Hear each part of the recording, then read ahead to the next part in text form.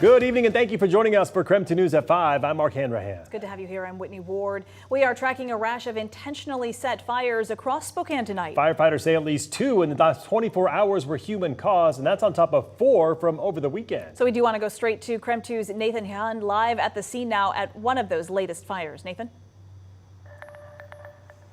Mark, Whitney, good evening. Well, fire investigators say it was a trash can here at North Bowl that was set on fire last night. Now, it hasn't been officially declared intentional, but Spokane Fire say it's definitely suspicious.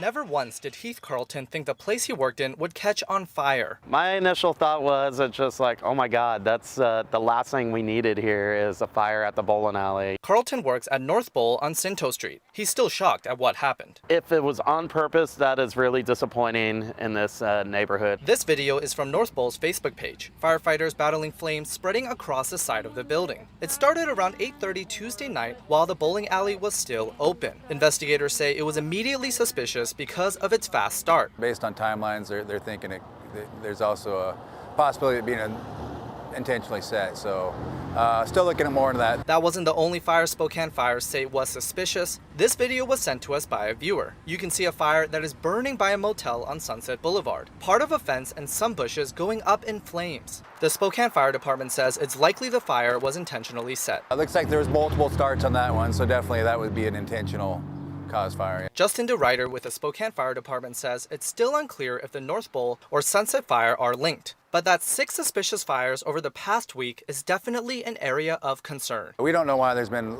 a lot more fires recently set. Obviously that's stuff that concerns us and patterns we'll look into. As for North Bowl, Carlton's glad the damage isn't worse.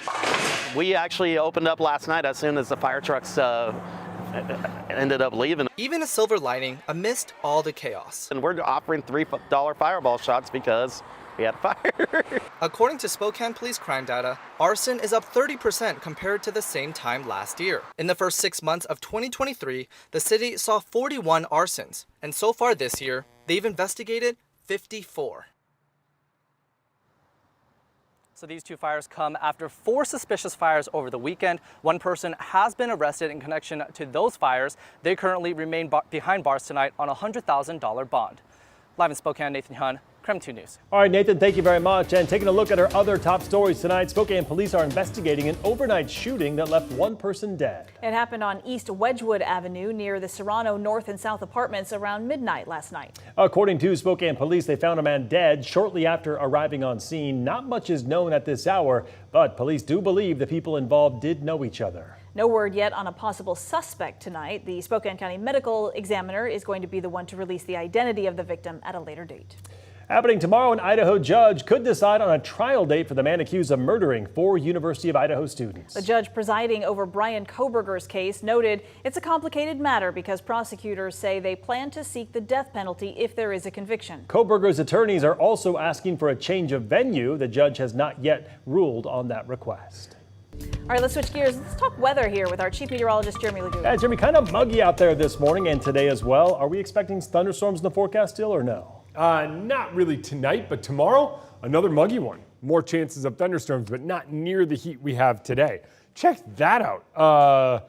86? Yeah, 86, but as Mark mentioned, when your dew point gets up into the 40s, here for us, we'll start noticing it. Other places in the country, they would laugh for calling 40s muggy. I guess it's to each their own, right? When it comes to our overall weather pattern, we have a little bit of cloud cover. We have 1 storm, just 1.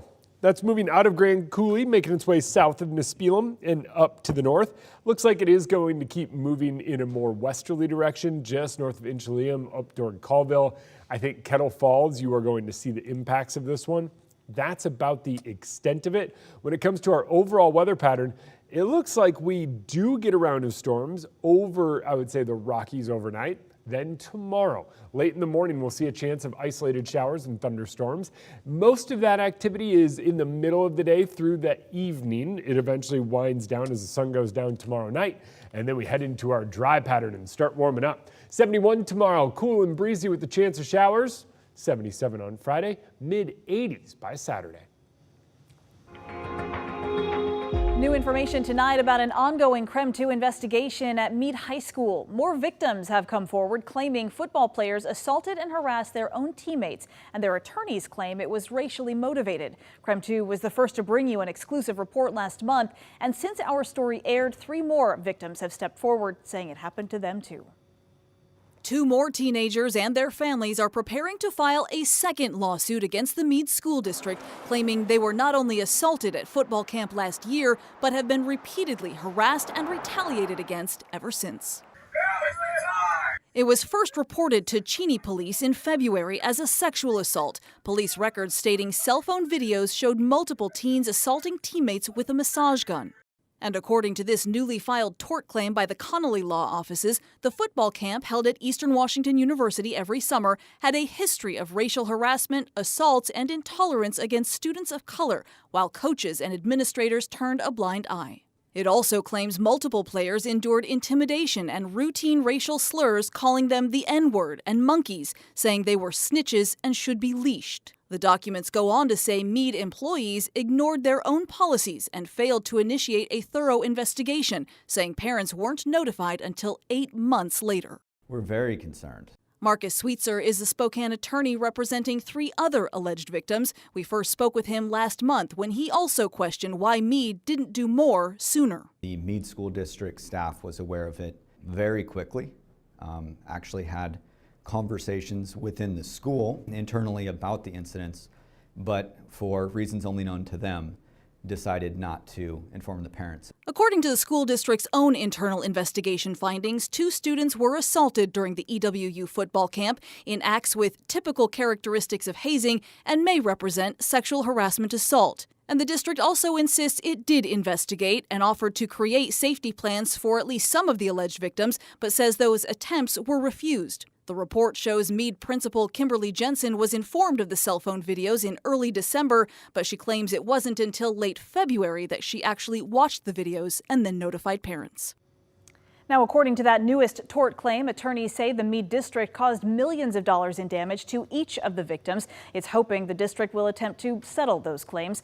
As for Sweetser's case, he does expect to officially file suit against the district in the next few weeks.